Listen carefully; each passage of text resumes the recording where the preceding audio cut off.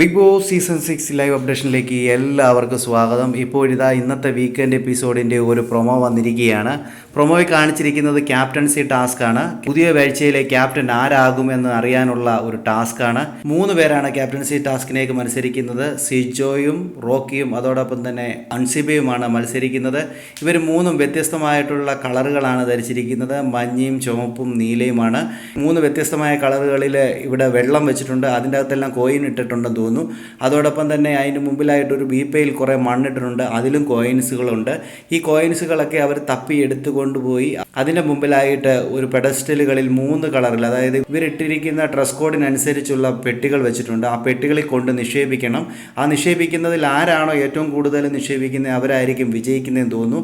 അങ്ങനെയാണ് ഈ ഒരു ടാസ്കിലെ വിജയിയെ കണ്ടെത്തുന്നത്. അവരായിരിക്കും ഈ ഒരാഴ്ച ഇനിയും ബിഗ് ബോസ് വീടിൻ്റെ ക്യാപ്റ്റൻ ആകാൻ പോകുന്നത്.